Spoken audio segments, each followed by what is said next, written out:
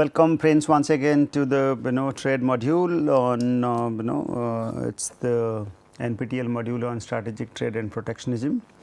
We have been trying to explain in the present lecture in the in this week on purely on strategic strategic trade, especially protectionism related aspects, where largely we need to emphasize many aspects of protectionism, especially tariff.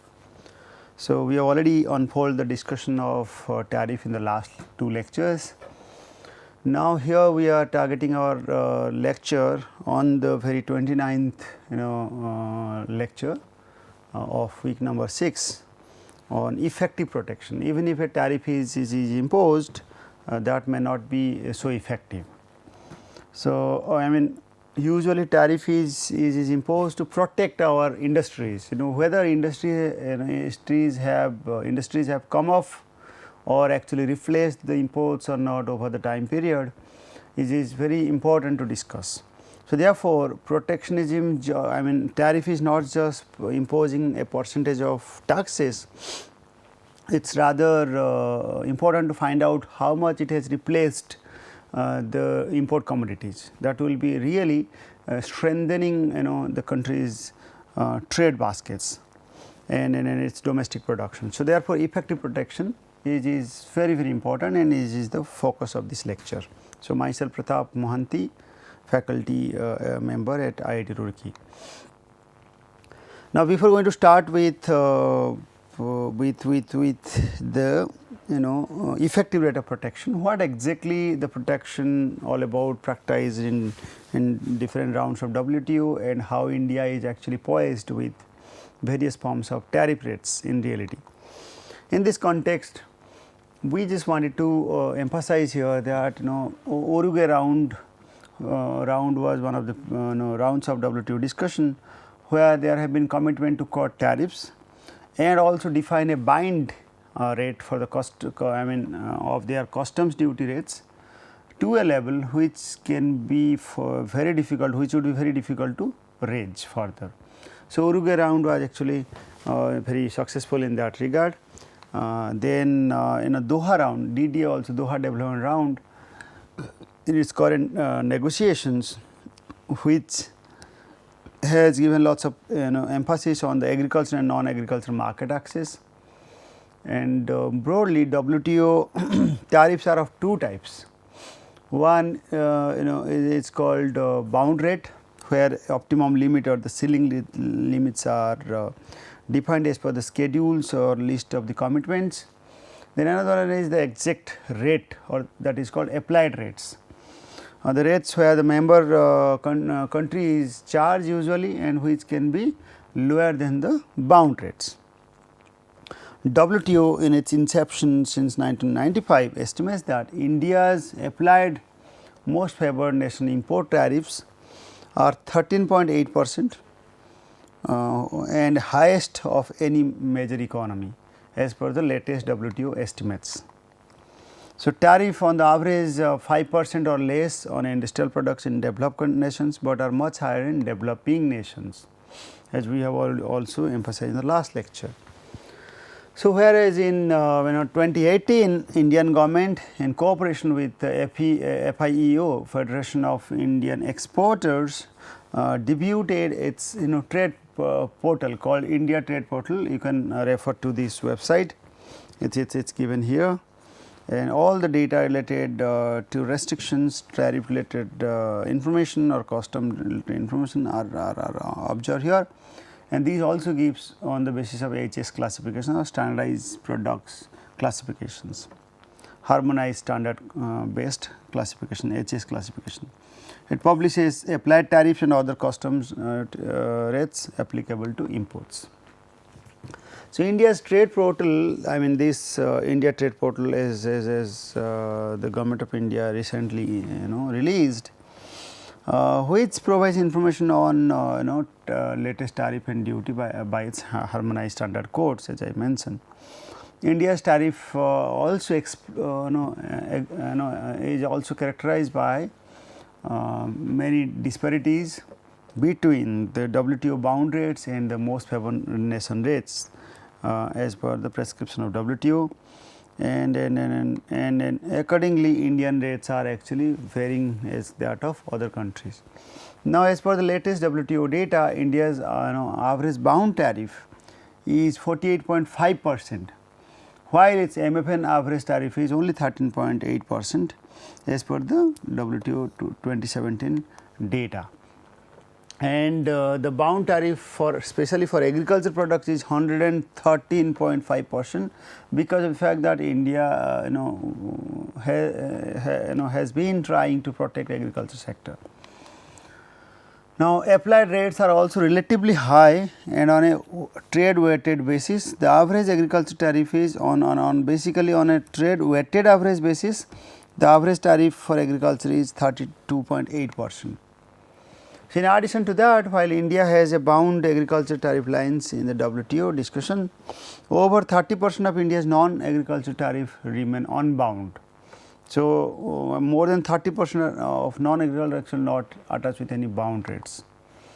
Now, given these large disparities between bound and unbound rate or agriculture and non-agriculture products, US exporters face tremendous pressure or uncertainty due to India, and since India has been changing its rates considerably due to some kind of flexibility attached with the Indian rates with the norms of WTO. Now, despite its goal of moving towards association, I mean ASEAN tariff rates, there are different tariff rates by ASEAN nations, association of Southeast Asian nations. Approximately 5%, which is much lower, half the rate, less than half the rate of the average. India has not systematically reduced its customs duty in the last 6 years. So, India maintains high rates on a number of goods and operates a number of complicated duty drawbacks, duty exemption and duty remission schemes for imports. India maintains high basic customs duties and in some cases exceeding 20% on drug formulation, including life saving drugs and finished medicines, which are listed on the WHO list of essential medicines. Many of India's bound rates on agriculture products are also among the highest in the world, as we said, ranging from 113%. Ranging from 100% to 300%. While many Indian applied tariff rates are lower, near about 32% on agriculture product, they still present a significant barrier to trade in agriculture goods and processed goods. So, therefore, protection is at a higher cap so far as agriculture products are concerned. Now, the large gap between bound and unbound or the bound and applied tariff is in the agriculture sector allows India to use tariff policy to make frequent adjustment to the level of protection provided to domestic producers, especially creating uncertainty for importers and exporters. For example, from citing certain facts, in November 2017 through March 2018, over 6 months, around 6 months, India raised import duty from 0% to 60% in chickpeas, 50% on peas, 40% on large chickpeas, 30% on lentils and severely impacting US pulse exports to India. So, these are the facts as per the latest figures. On 20 June 2018, India announced an intention to adopt tariffs ranging from 10% to 50% on various products imported from United States in retaliation against the President's decision to adjust US imports of steel and aluminum articles under section 232 of in Trade Expansion Act of 1962 as amended. So, these are the figures quoted from WTO sites, you can refer and clarify accordingly. Now, coming to the discussion of effective protection, we are supposed to understand the two concepts very clearly. One is called nominal protection and another is called effective protection, or the nominal rate of protection or effective rate of protection. Sometimes these are equal, sometimes these are not equal. Now, nominal is simply the tariff rate. Nominal rate is simply defined as the tariff rate levied on given products, and the amount of protection given to any one product depends not only on the tariff rate, but also on the inputs used to produce the good. So, therefore, the effective protection is not just the nominal tariff labeled or charged on the final products, it also relate to the kind of replacement made by the inputs from other countries. Whereas, effective rate of protection is nothing but the nominal rate plus the tariff on the intermediate products. These two must be understood. So, we will adopt a value added approach, how much the protection has actually enabled the country to add value. So, we will measure through value added approach, price of a good minus the cost of intermediate goods used to produce it, the contribution of labor and capital at a given stage of production. This is quite important for understanding. Now, from this slide, from this particular page, we can infer one thing, how to calculate the effective protection. We just wanted to say that it is the value added after net value added divided by the value added. So, how to find out the net value added? Net value added is basically the price or the final value of the product after tariff minus the value added, total value of the production before tariff divided by the total value of production before tariff. If we do so, we can find out the impact of protection or the effective rate of protection. So, effective rate of protection is actually measured by value added star divided by minus value added divided by value added. So, here if the price of for an example, if the price of laptop is 1000, value of the foreign inputs is 600 and domestic value added is 400, that in these two value of foreign inputs is 400 plus domestic value added is 400. So, the final price is actually 1000 as to start with the example. We do not have any tariff at this moment, the effective tariff is also 0. Now, if there is a 20% tariff, so 20% simply is called nominal tariff as we say on the final product. That means, final product value is 1000, if 20% is charged it is 200. So, 1000 plus 200 it is 1200. So, now it is interesting to note how much value added we have made. So, value added is actually is 600 divided by the original value. So, this is basically 1200 minus 600 divided by 1200. So, this is protection is actually 1200 minus 600 is the value added domestically divided by, because the foreign inputs is 600. So, we have added a value of extra 600 divided by 1200 is equal to half. 600 divided by 1200 half. So, this is basically 50%. So, 50% is the answer so far as effective rate of protection is concerned.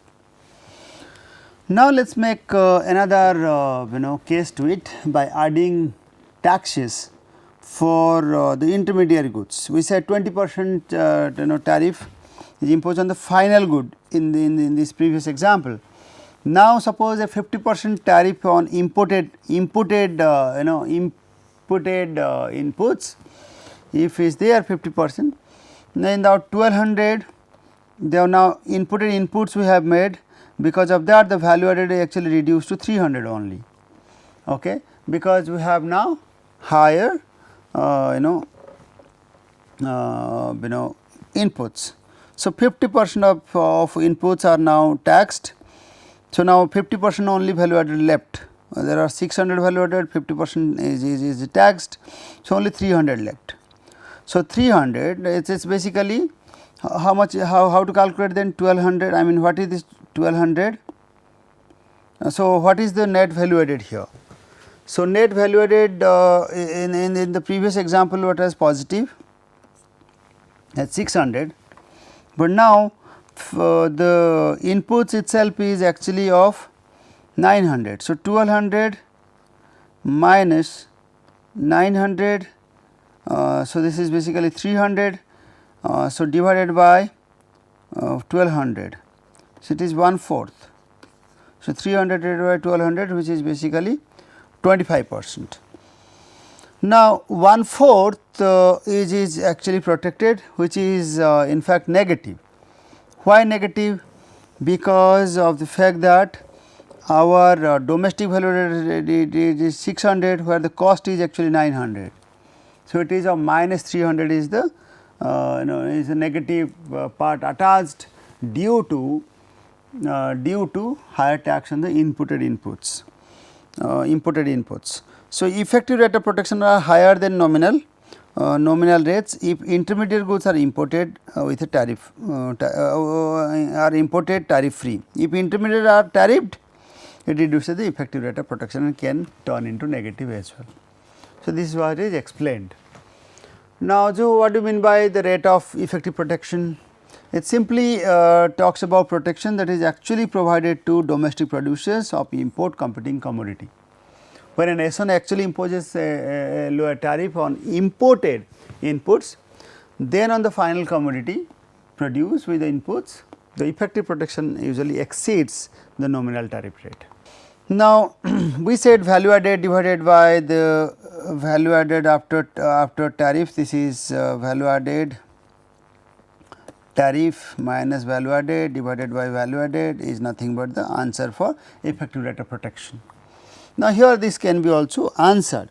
Here we say G stands for effective rate of protection. This is not T. T is the nominal tariff. T is the nominal tariff which I have discussed, and Ti is the tariff for the imported inputs, and Ai is the value added to the percentage of inputted input used in the final product. How much percentage of inputs which are imported to produce the final product. Generally 80% of the raw materials to get 100% of output, that means 80% is the cost which are inputted. So, this is 1 minus A is basically Ai is called value added, net value added, which is mentioned here. So, Ai is the ratio of cost of inputted inputs to price of final commodity with no tariff. If there is no tariff, then this is the cost of actually inputted inputs to the final price. Now, rest of the explanation I have already made. Now, given this equation, let us test with certain examples. So, examples are here given like this.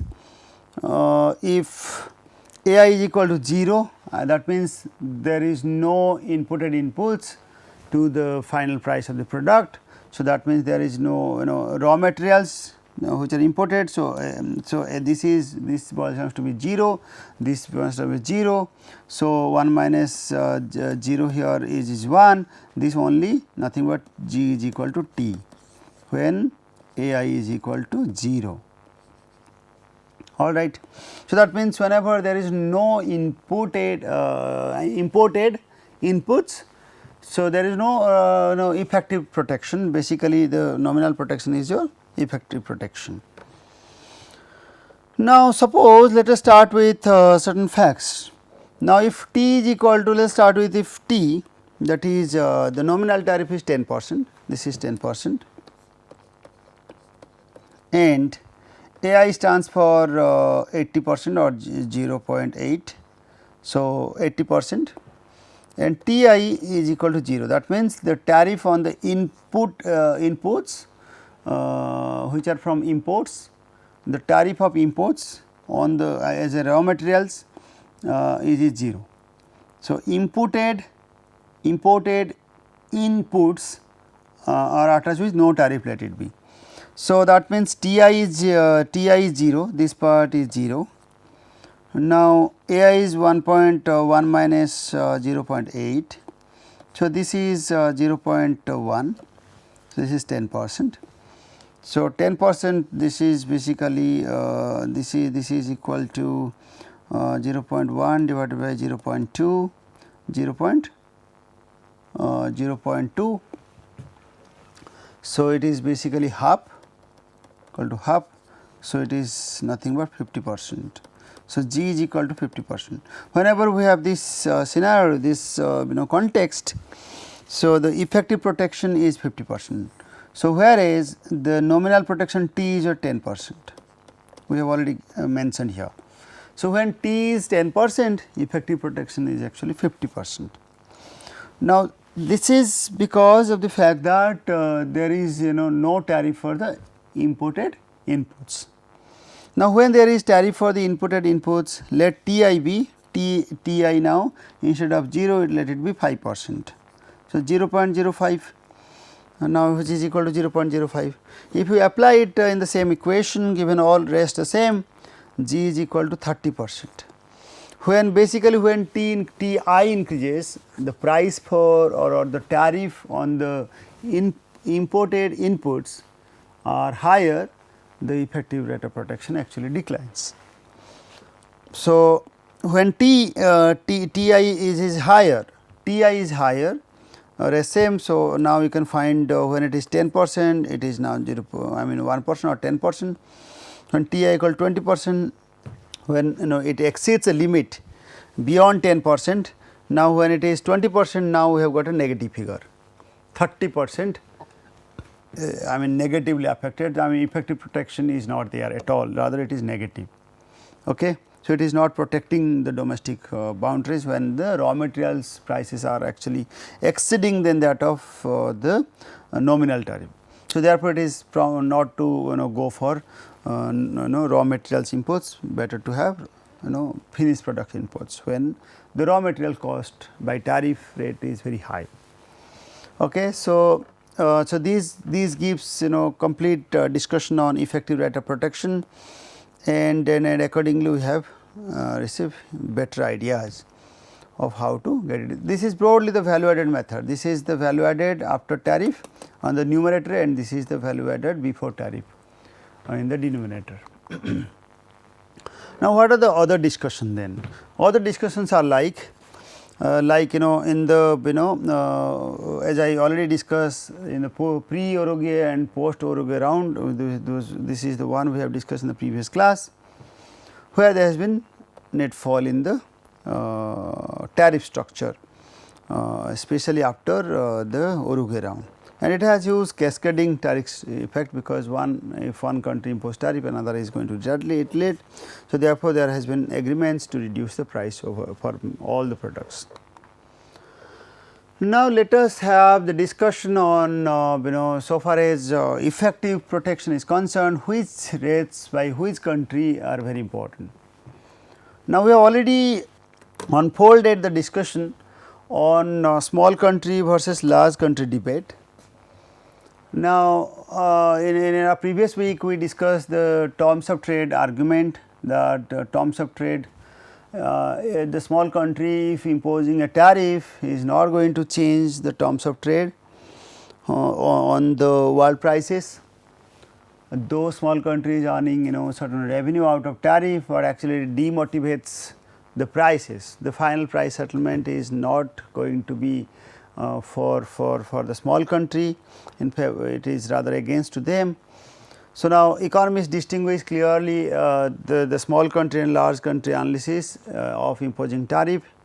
So, large country that impose enough of a particular product, so that it imposes a tariff, and exporting country will reduce its price of the good in order to keep its share of the large country's market.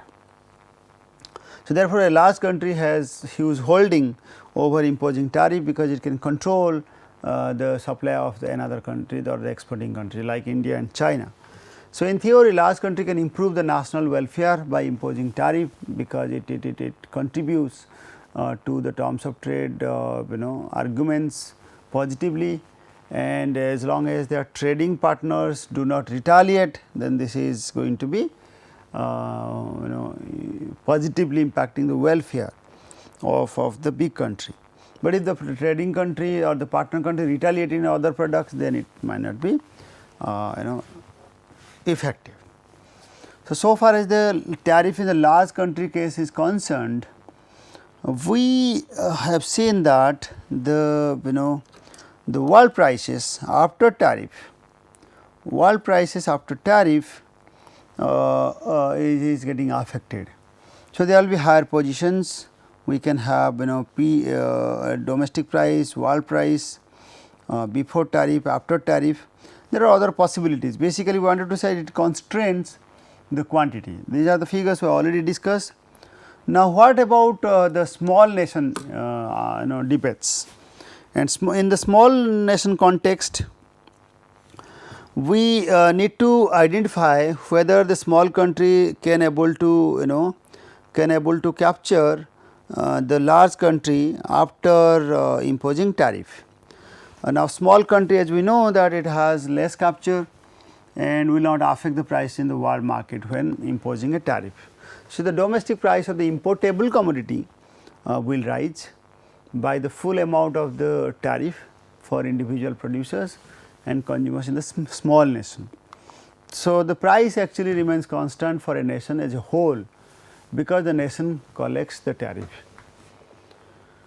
Okay. So, volume of trade for small nation declines because they are charging higher prices, but in the world market they are not going to influence the terms of trade do not change. So, the welfare actually falls. Now, in this context, as I already mentioned in an earlier week, the general equilibrium set off, there are some adjustment in the trade basket. Now, if the before trade is here and after trade the countries is lying somewhere at world prices with 1 as the ratio of prices, PW is the relative prices. Now, if the small country, here we are discussing small country context, if imposing a double 100% tariff on the relative prices. Now, temporarily the small country might basically it imposes prices. Now, look at this is the before tariff. Now, after tariff the price within the domestic country will actually rise. So, now I mean they will come back to the original level of satisfaction or the production possibility frontier at F. Now, the price ratio is now doubled at 2. Now, with this reason what the country will do, country gets higher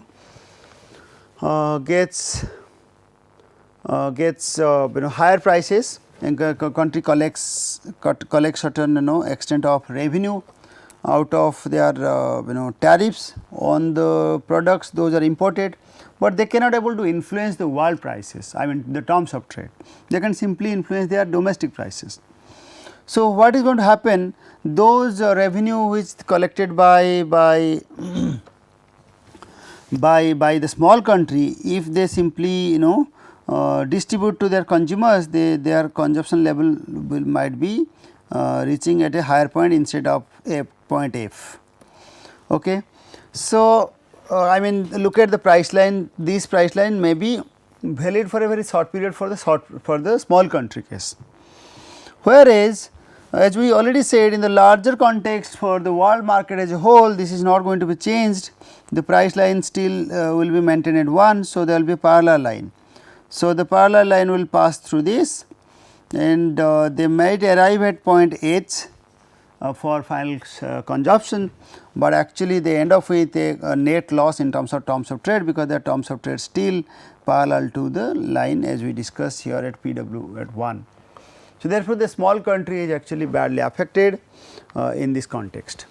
These are the discussion we already made with the help of Stolper-Samuelson theorem, where the small country relatively suffers. So, an increase in the relative price of commodity raises the return of factors used intensively in the production commodity, as they mentioned. They also opined the real return to the nation's cash factor of production will rise with the imposition of tariff. We have already discussed number of times of this. A tariff for a large country rather is different.